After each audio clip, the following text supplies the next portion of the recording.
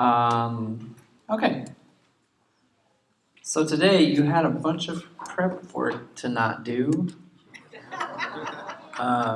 unless you missed it last week for whatever reason, in which case I hope you took advantage of today to catch up a little bit. Just as a reminder, we're getting close to the end of the first unit. We've come a long way. Next week is the final week of the unit, and the week after that is spring break. So yeah, we get a break in between Unit 1 and Unit 2. So we meet this week, we meet next week, and then we get a break for a week. I actually won't be here on Thursday. I have a conference to go to, so I'll be thinking about you when I'm on the sunny, warm Minneapolis streets. I don't know why the conference I'm going to is in Minneapolis, but that's where it is. That's where I'm going to be on Thursday. They got a good replacement for me while I'm gone, and I'll be back next week. So don't be surprised when you see a different face up here on Thursday. You also have some assignments that you need to submit before the end of the unit. So there are the regular chapter assignments, but then there are also those two big assignments, initials and crypto. If you haven't gotten started on those yet, please get started on those now, like today. Crypto in particular can be very tricky. I know several people I've spoken with already had initials done. That's great. If you don't have it done, get it done, and get started on crypto, because crypto is a tricky problem. You do need to have that submitted by the end of the unit in order to proceed on to Unit 2.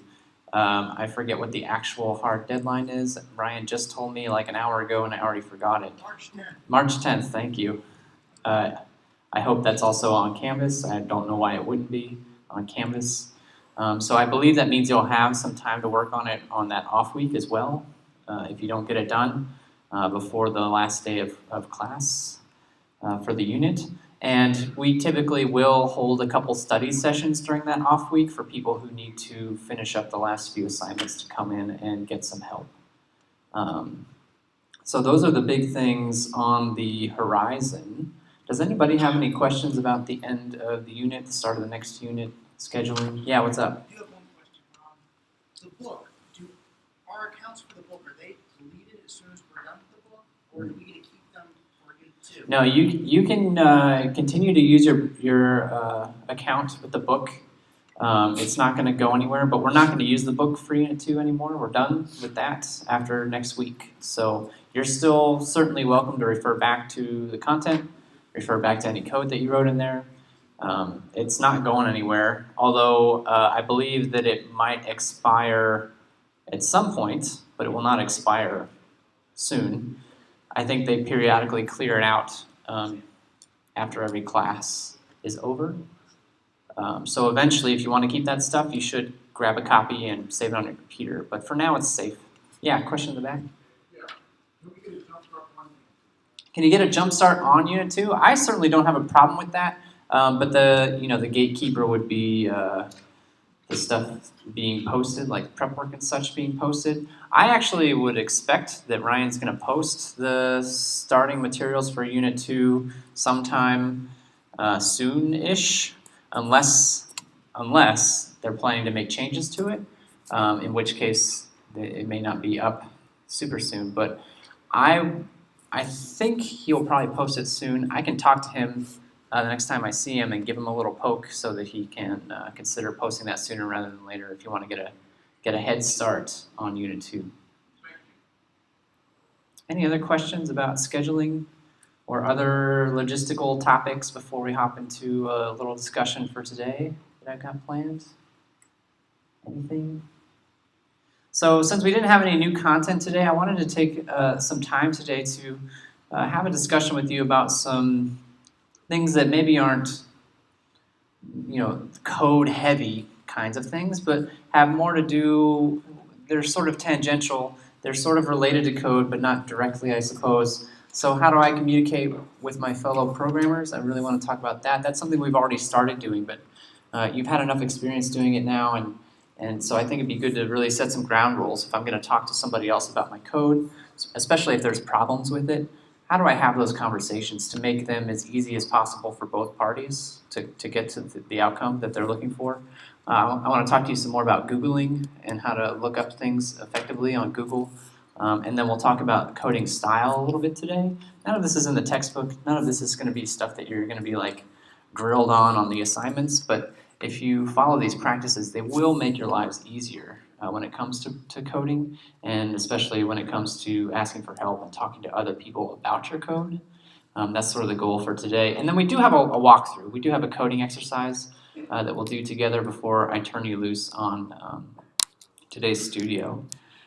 So let's go ahead and get started. How to report problems. So I've already had several discussions with people about how to report problems in their code.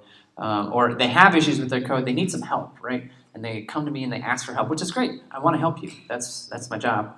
Even if it wasn't my job, I just like talking about coding. So that's what I want to do. I want to help you. There's definitely a way that you can make those requests that will make our lives easier. By our lives, I mean myself and the TAs, or even your fellow classmates. If you're having a problem and you want to talk to your fellow classmates about it.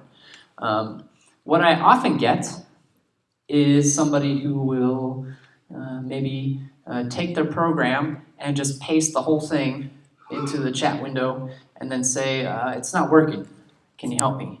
And I certainly understand, I'm not complaining about that, but I want you to take a second and view that from my perspective, right? As a teacher, as somebody who wants to help out, you've given me, a fairly significant chunk of code, and there's a problem somewhere in that code, I'm sure. But I have no idea what the problem is. I have no idea even where in the code the problem might be, right? So it's going to be very difficult for me to even know where to begin helping you with that problem. So there's actually a very uniform, a very standard way to report issues with your code. In fact, it's called making a bug report.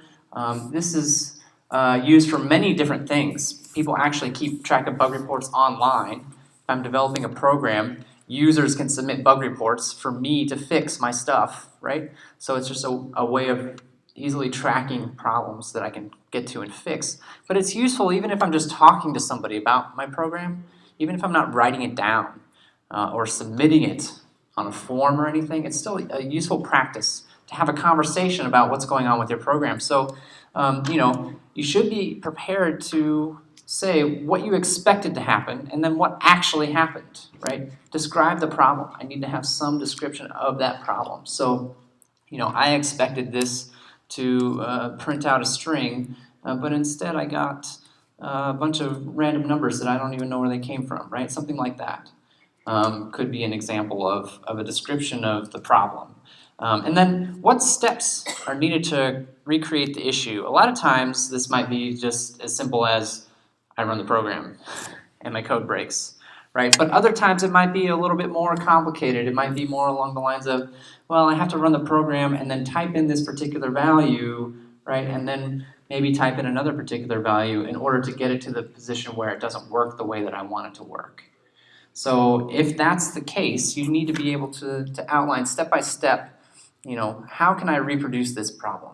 How can I make this problem happen again so that if somebody else wants to see what's going on, they can actually work through your code and see it for themselves. And then last but certainly not least, additional information. If there's any error messages that come out, that's critical, right?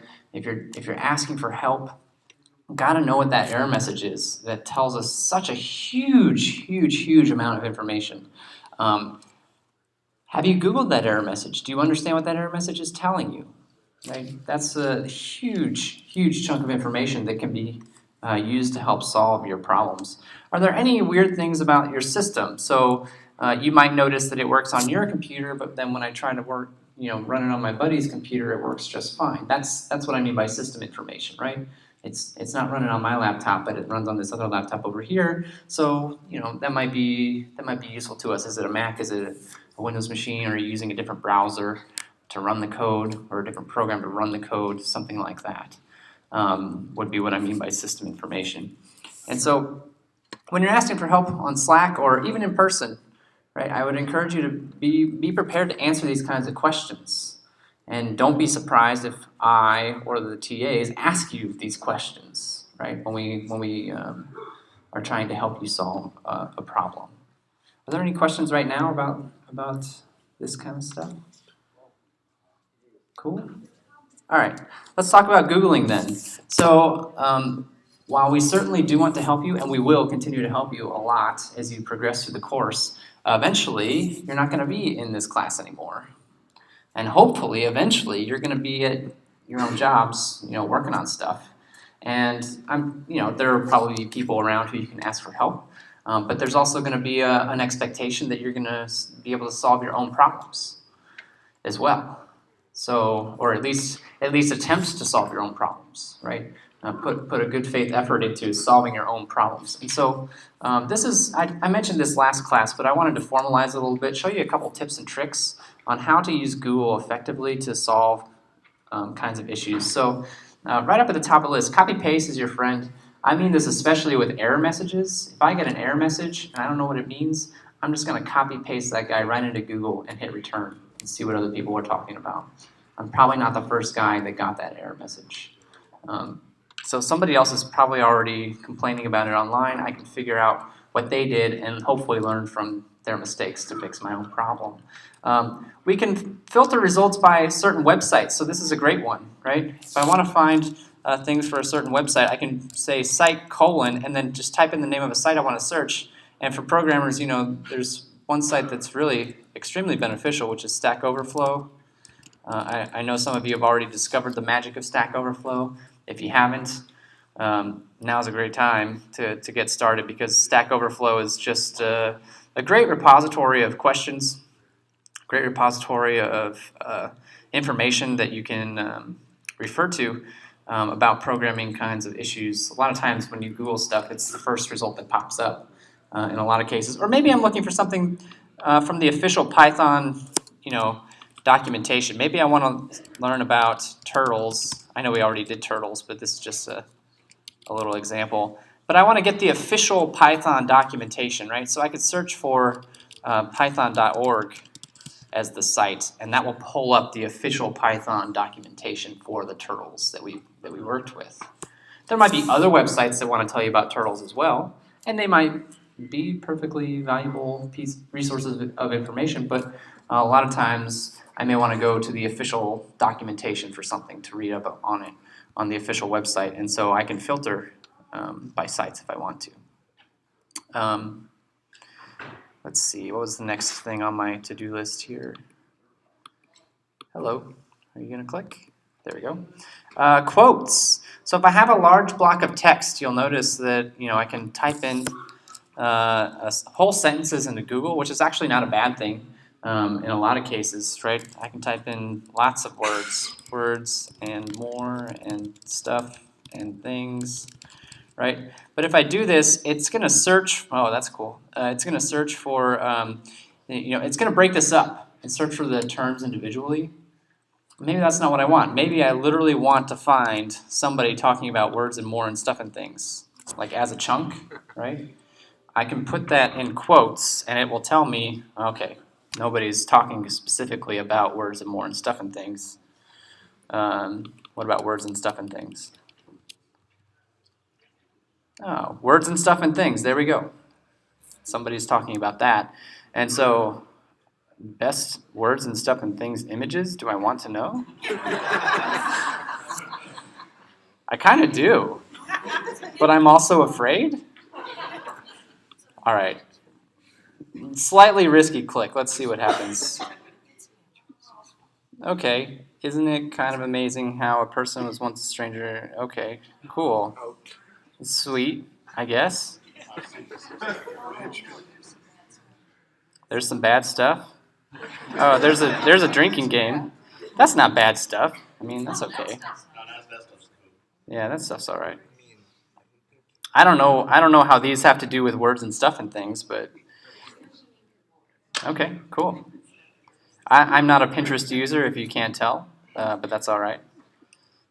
We have YouTube videos about words and stuff and things. I'm definitely not going to click on that, but that's okay. So yeah, you can use quotes if you really, and this happens to me sometimes. This becomes necessary when I'm searching for things that also have non-programming meanings. This can be useful for that purpose. So if I'm looking up I don't know what a good example is. Like lists, for example, have non-programming meanings as well as programming meanings. Sometimes Google can't tell what you're talking about. Are you talking about the programming kind of list, or are you talking about like a grocery list? I don't know. Well, if I wrap some quotes around something that uses a list, then it will group those terms together and use them. Or actually, the next tip can help with that as well. You can exclude words with the minus sign. So if I refer to my previous example, right, I can say list, but if I don't want grocery list, I can say minus groceries. And it will not return any results that have to do with groceries. It pulls up, that's actually Java, which is fine, or the Oscar list. Okay, also not groceries, that qualifies, right? And so it'll pull up, things that aren't related to grocery lists. Or I think you could even do like Python plus Python, and then it's going to make sure to include Python in the search results that come up. It has to be there, right? Has to be included in the search results. So you can use plus and minus to help you filter out things, especially if it's an ambiguous term like a list, which is very general. We see happen in many different areas. And then last and certainly not least, this isn't super relevant to what we're working with right now, but as you get more and more into programming, as you travel farther down the path, you're going to be working with newer and newer things. Programming changes fast. New things are happening all the time. It's actually a real struggle to keep up. It can feel very overwhelming, the rate at which things are happening. And so sometimes what ends up happening, this happens to me actually fairly regularly now, is I'll Google a problem and I'll get an answer, but it's from like 10 years ago. And it's just no longer relevant anymore because things have changed so much in the last 10 years that that solution just doesn't work, or maybe it does work, but it's just not up to current standards anymore, and I would feel bad using it. And so we can use Google to help us with that too, right? And if I let's see, if I go to an advanced search, that's really the best way I know how to do this. Did I miss the tools link? Sorry. There we go. Tools works even better. So past year is a pretty good one if you're looking for recent stuff, right? You can go more recent than that, but I don't know, that past hour, no thanks. Past year is pretty good, and now I can find things that have been posted recently. Now lists, this is a bad example because lists have been around forever and they don't change very much. Lists have been lists for many years and they will be lists for many years to come. They're not changing as rapidly as some other parts of the language. But still, if you're dealing with the latest and greatest stuff, you want to find the latest and greatest answers to help you solve your problems. So you can use this to help you cut back on older things that might pop up as you're searching. There are many other Google hacks you can do. This is just a very short list. One thing that I like to do, I don't know, this may seem super obvious, but if I'm ever doing if I just need to crank out some math real quick, right? Google will do math for me.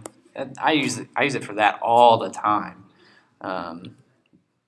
Could I sit down with a paper and pencil and do it? Yeah, probably, but Google can do it a lot faster than me. And then I can get back to whatever else I was doing. So it's a valuable tool. I don't know how we would get anything done without Google, honestly. I just can't even imagine anymore how they did it. They've probably had to look stuff up in books and stuff, which I don't know. That seems all right, I guess. This is much faster.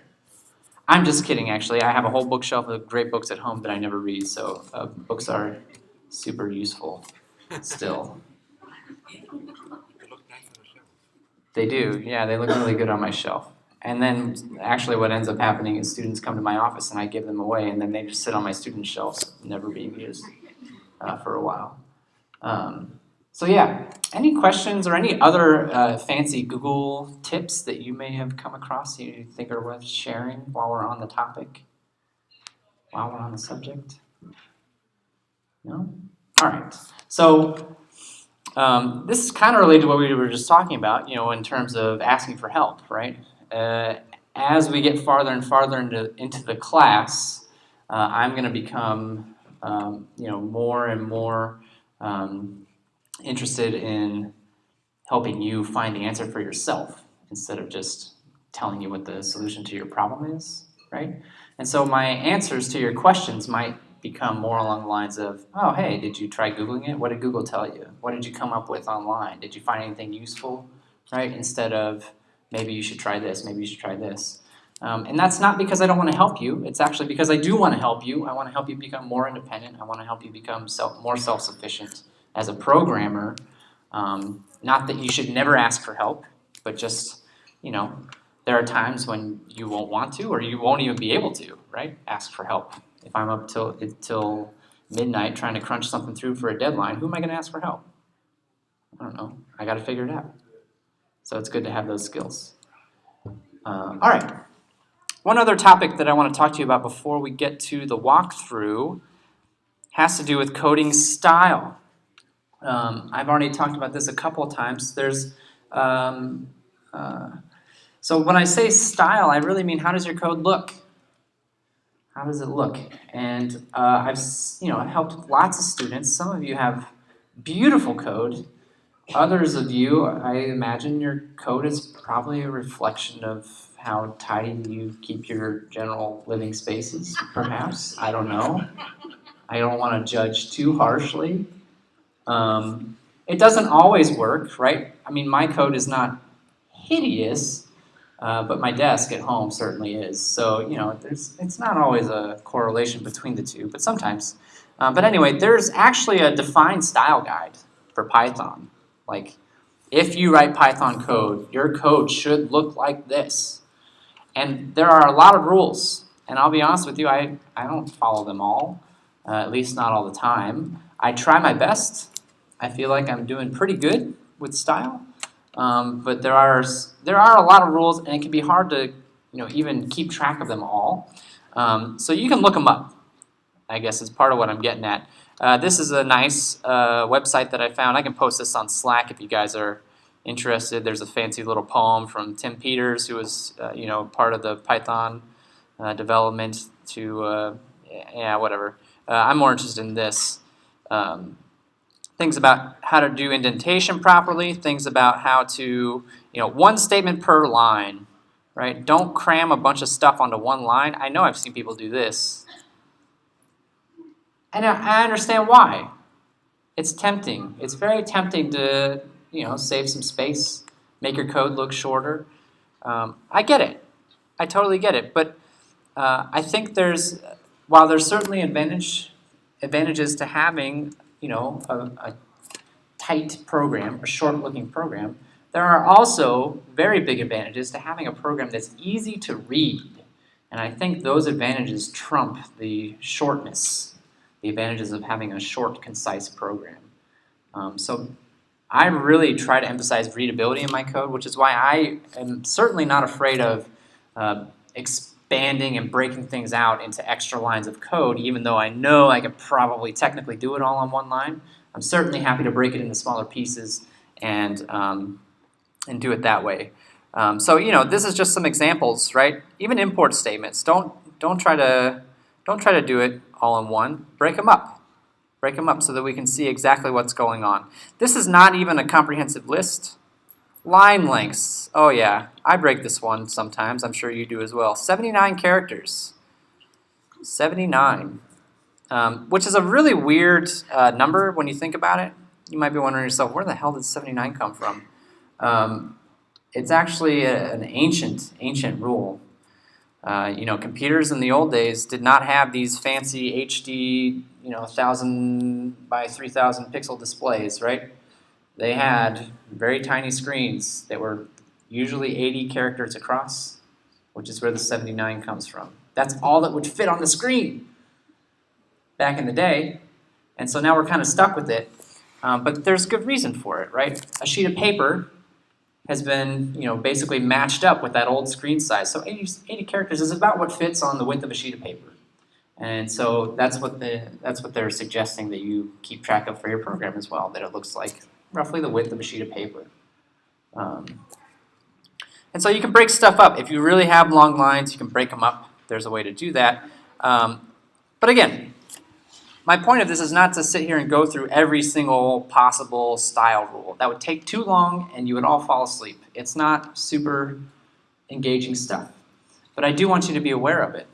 I want you to try and improve your style, which always needs improving. It's never going to be perfect. And what you can do is there's a guide. PEP 8 is the name of the rules. I forget what the acronym is. It doesn't really matter. But this is the set of rules, and you can actually go to this website, pep8online.com, plug in your Python code, and it will tell you, here are the style rules that you are not following right now. Right? So this is the code that we wrote together as a group from last class. This is the one that, what is it? Inserts a value into a sorted list, right? Is what we did for the walkthrough last week.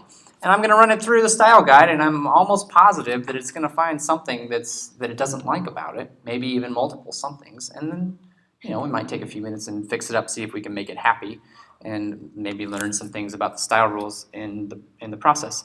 It's not going to tell me whether my code works or not. It's not going to try to run my code. It doesn't care. It's just checking to see if the style matches the definitive style guide. So here we go. Let's see how we did. All right. Let's see. Oh, wow. Okay. Several problems, but you can see a lot of them are repeats, right? A lot of them are repeats. So we can start tackling these. Expected 2 blank lines, found 1. That's interesting. So in between the imports and this function, it wants 2 blank lines, apparently, not just 1. I didn't know that. But that's what it wants. If I check it again, okay, cool. It goes away. Yep.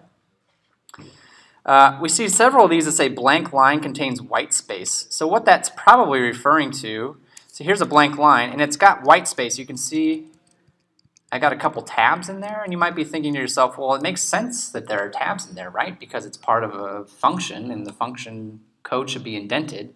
It's saying actually no, if you really want a blank line, even in a function, you should not have an indentation as part of that line.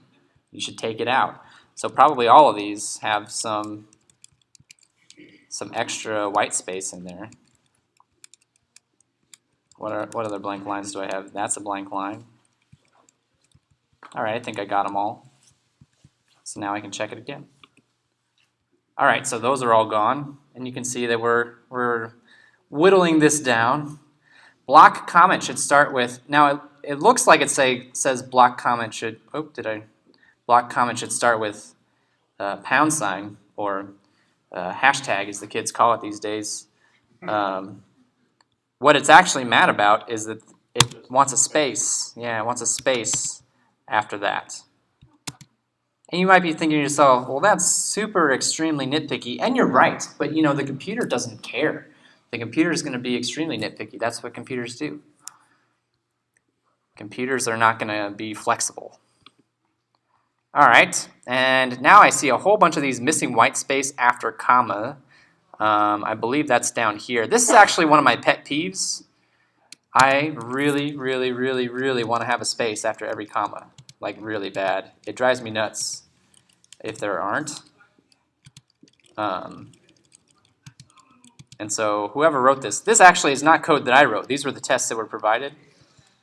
So I'm going to blame Chris Bay, who never watches my videos, and he'll never know that I'm blaming him anyway, for not putting spaces after these. He'd probably be all right with it, even if he does watch these videos. We're almost done. No new line at the end of the file, so it wants a file to end with a blank line. That's easy. All right, cool. Hey. All right. We fixed the style of our code. We actually got away pretty easy there. The changes that it was asking us to make were not too outlandish.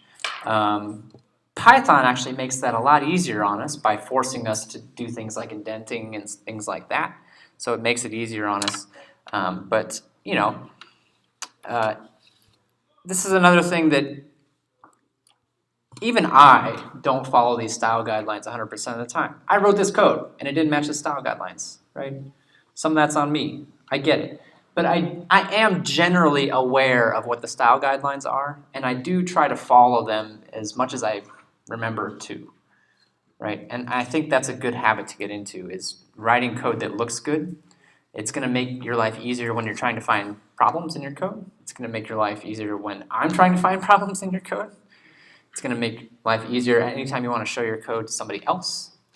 Do you need to plug every single one of your programs in here and clean it up so it looks perfect? No.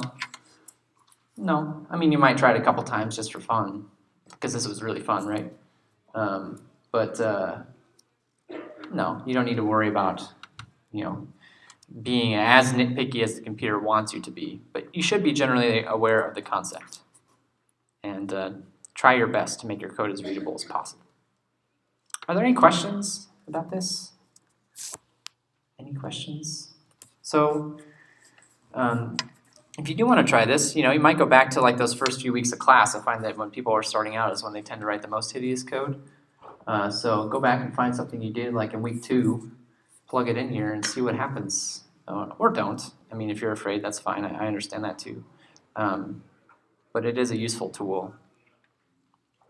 Okay, if there aren't any questions, then we'll switch over to the walkthrough. Yeah? Cool. Did I remember to get the walkthrough ready? I think I did, yes. All right, cool. So we're doing another walkthrough based on lists. So we didn't introduce any new concepts. We're going to stay with the list concept that we talked about on Thursday. And so what we're going to do for this walkthrough is compute the average sales. But we want to compute the average sales for a week, but not just 1 week, but for a lot of weeks. So we're going to be given a list that's got, values in it, 7 values, 1 for each day of the week. But then I'm going to be given another list that has many weeks worth of data in it. So what's this list called again? When I have a list inside of a list? Sublist. So I've got a bunch of sublists. Or you might hear it referred to as a 2-dimensional list as well. It's another term that I would accept. And so I want to write a function that's going to go through and compute the average sales for each week that is in the list. We need to be a little bit careful, right? How many weeks are in this list? I don't know. Could be 2, could be 10, could be 100. I want to write a program that's flexible enough to handle however many there are, right? However many lists, however many weeks there are. And the result then is going to be a list that has 1 entry per week with the average value of that week's sales. Does that make sense? So the list that comes out, is that going to be a sublist? Is that going to have lists inside of a list?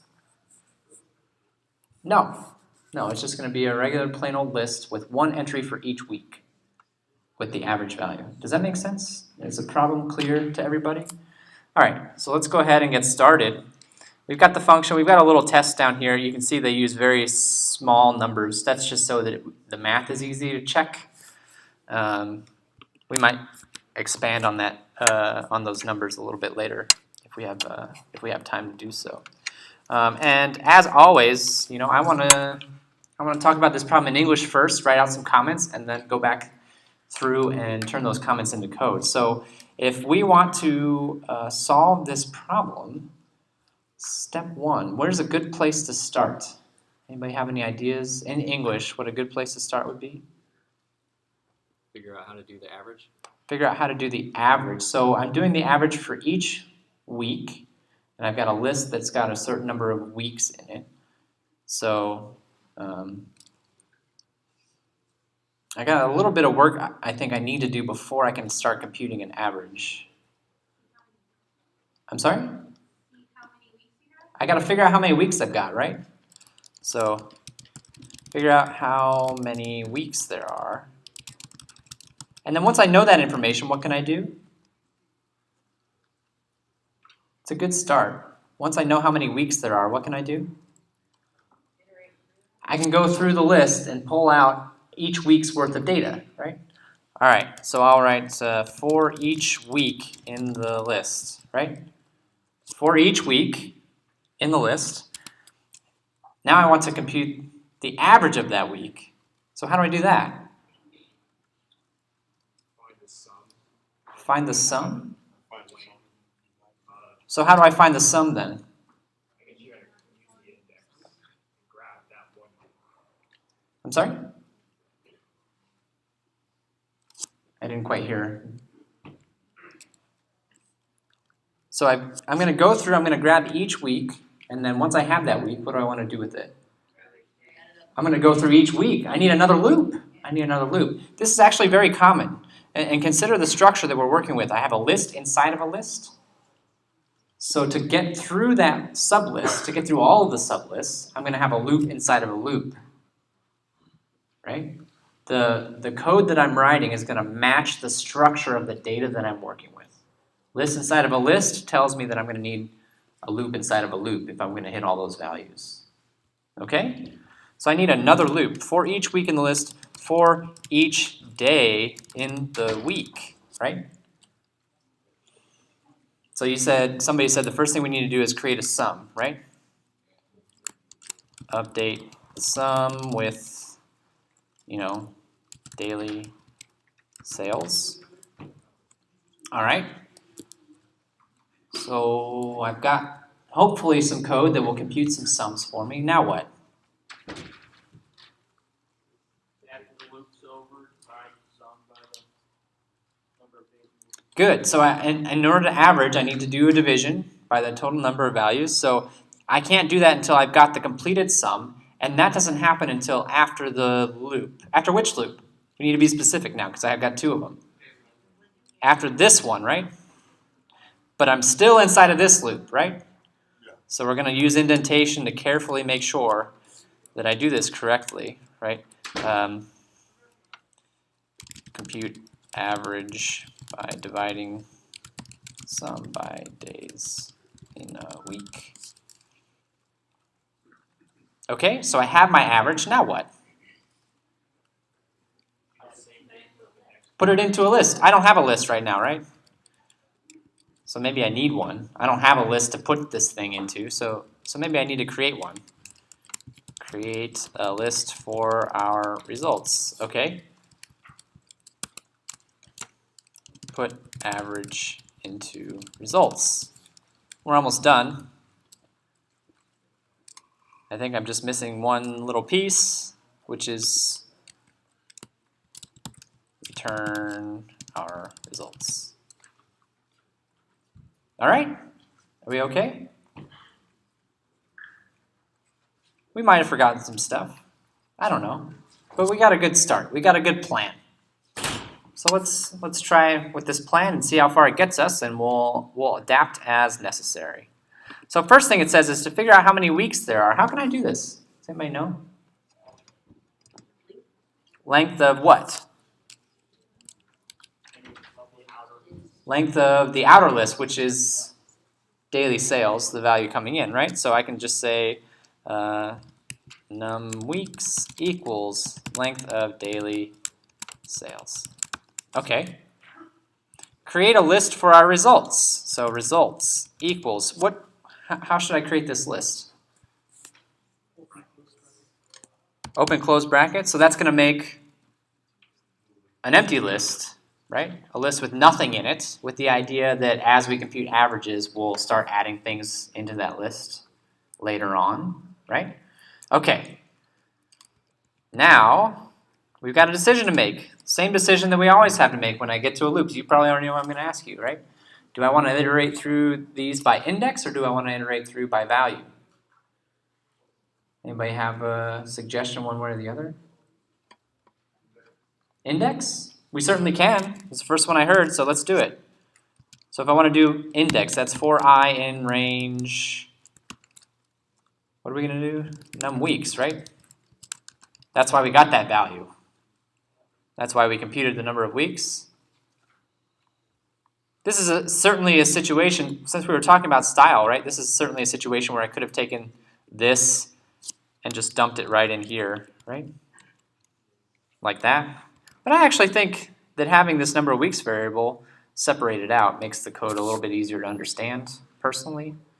I like having it set up the way that we do. Okay? For each day in the week, same question. Do I do this by value or do I do this by index? Value? All right, let's mix it up. So I'd say for daily sales in what?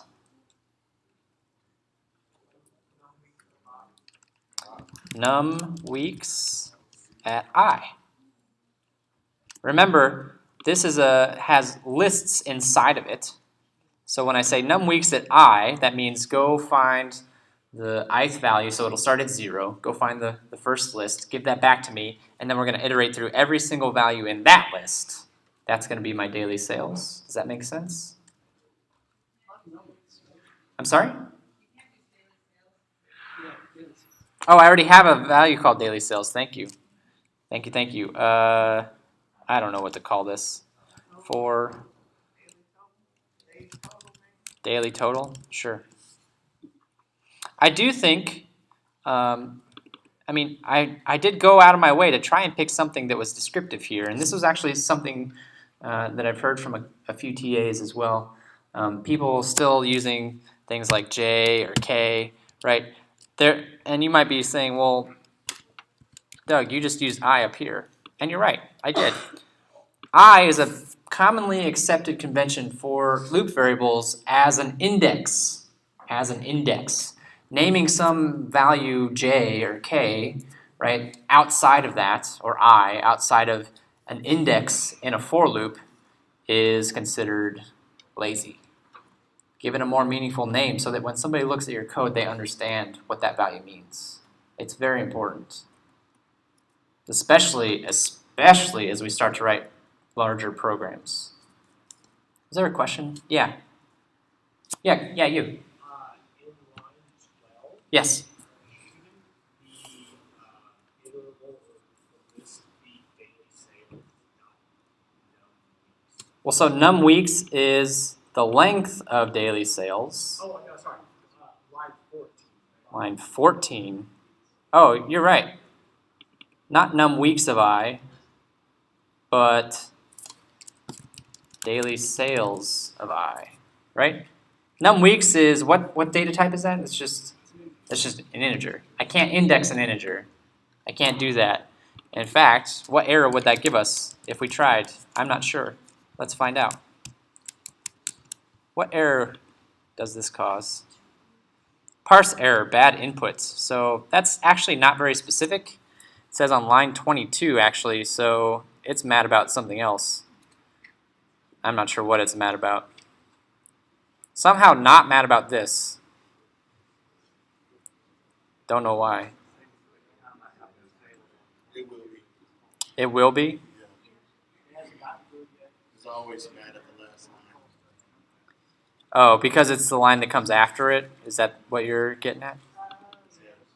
That happens a lot. I already hear people saying like, oh yeah, I've seen that before. Sometimes the error is referring to something that happened on the line prior to what it actually says. That's pretty common. It's pretty common. Does it change though, I guess, is what this is interesting. I know I'm on a tangent, but I'm curious. Does the error go away if I do this? No. Still says bad input on line 22, but this is okay. So it's upset about something else. Because you have a variable named sales versus daily sales. Perhaps you're not returning anything that you're supposed to. It might be mad that this for loop's empty. Could be that. Yeah. What's happening? I'm sorry? Goes down to the next line? No, I think that's okay. I mean, maybe it's not. We'll find out in a bit. That could be it. This is how it was in there, I thought. I don't think I'd put that there. But it's possible that I screwed it up when I was preparing for class or something. Let's finish this and then we can play around with it a little bit and see if we can get more information about stuff. So the next thing it says here is update the sum with daily sales. Okay, so wait a second. What sum am I updating? I don't have one. I don't have a sum, right? So I need to make a sum. And a good place for it to start is 0. I'll call it weekly sum. Oops, weekly sum. Weekly sum is 0. All right, cool. So now I can say weekly sum plus equals daily total, right?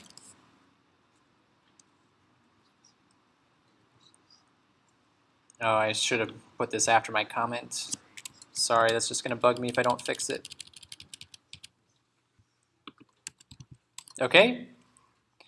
And so now it says compute the average by dividing sum by days in a week. So I'll say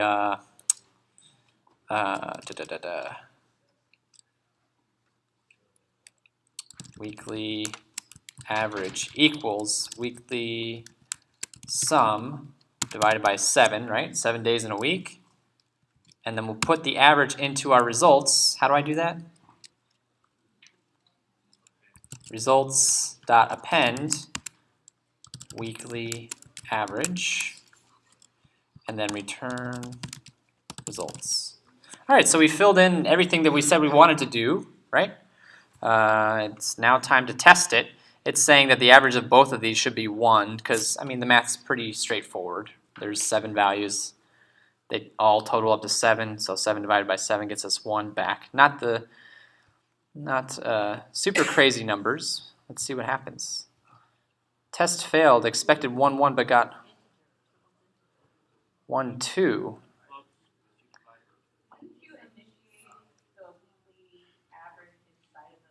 Good. I screwed up the weekly average. Weekly sum, yeah.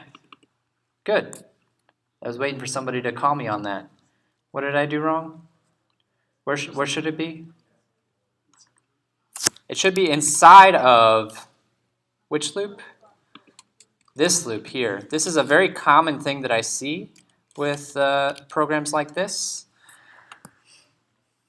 It has to go in here, and let's make sure that we understand why that's the case.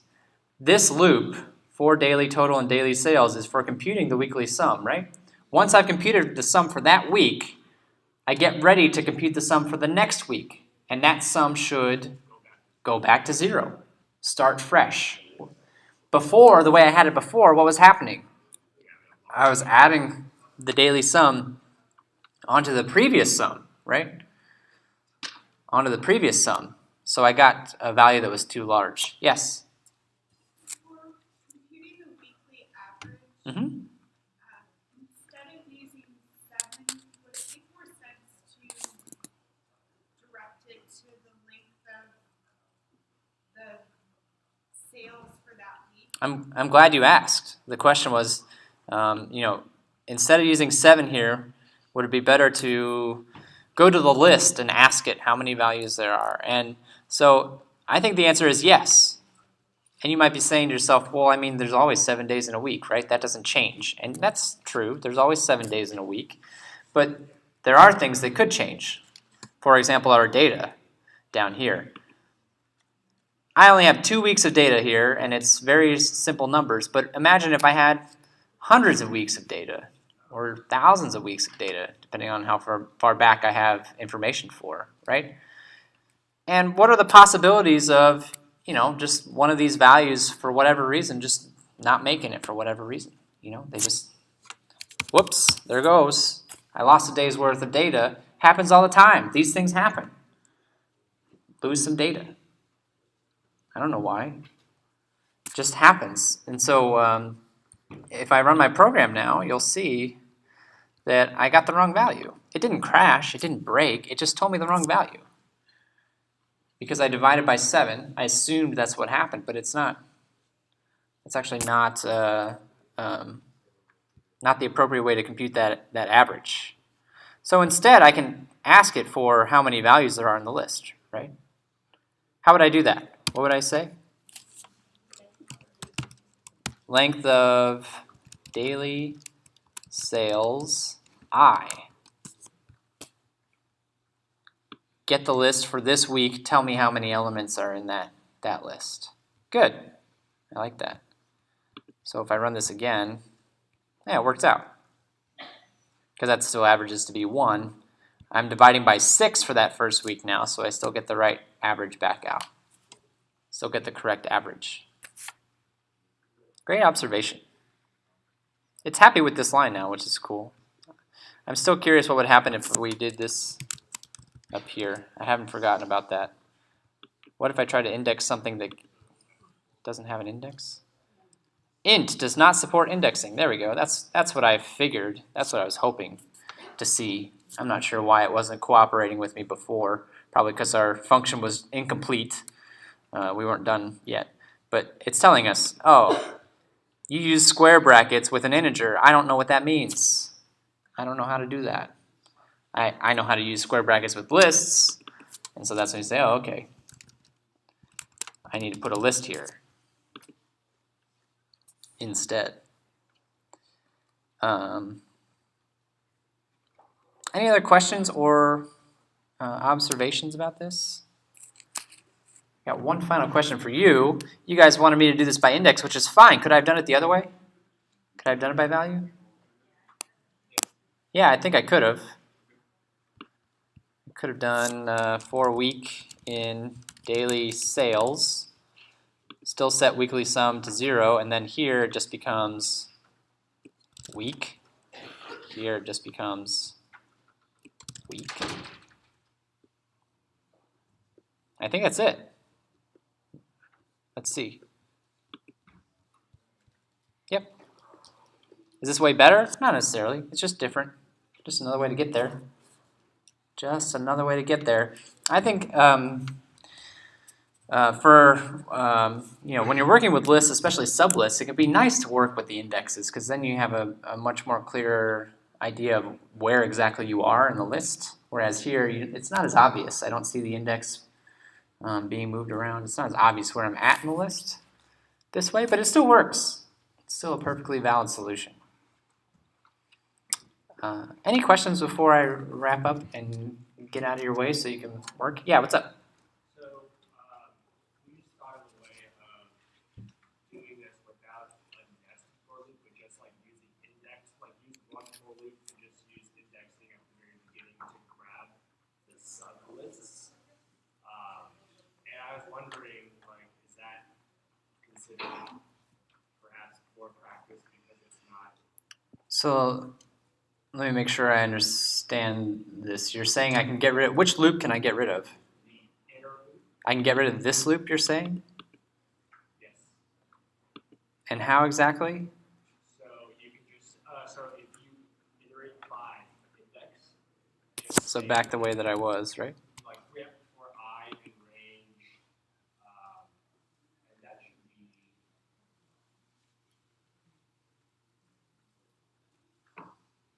yeah, and then just say the sum of daily sales at index I divided by the length. Oh, is there a sum function? Is that the missing piece of the puzzle here? Is that what you're getting at? Yeah. Okay. I mean, it turned blue, which makes me think that you're correct about that. Sum daily sales I. Yes. And then actually that simplifies things quite a bit, right? Weekly sum equals that. Actually, I can just go straight to the average, right? Weekly average.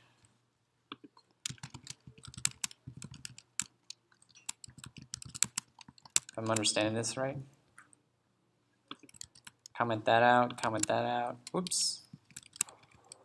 And perhaps like a double division sign to avoid integer division to avoid getting. That worked with the single for me.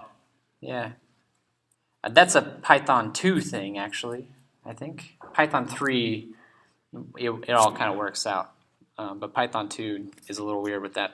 So yeah, you're right. This sum function appears to do exactly what you think it will do. You give it a list of values and it computes the sum of all the things that are in that list.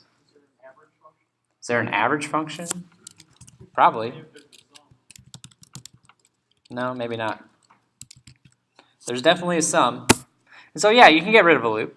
And I believe your question was though, like, is there a reason to do it the way that we did it versus doing it this way? And the answer is no. It's good to do it the way that we did it if for no other reason than it helps us see the structure of the list a little better. But honestly, this is fine. There's nothing wrong with it. So kudos for finding yet another way to solve this problem. But I'm going to put it back to the way that we had it. That's the version I want to post anyway. I think this will work. Let me just make sure I didn't break it. Okay, I didn't break it. I'm sure there are plenty of other solutions out there as well, besides the ones that we've talked about. Not surprised at all. Any other questions before I get out of your way and let you work on Studio? So today's studio is Yahtzee. I love this studio actually. It's a great one. So take a look at that, and then as I mentioned before, make sure you're keeping up with the assignments, initials and crypto. If you finish Yahtzee, definitely get started on crypto if you've got initials done, or get initials wrapped up if you haven't got that submitted yet. And let us know how we can help you accomplish those things. I will do my usual studio review at 8 o'clock.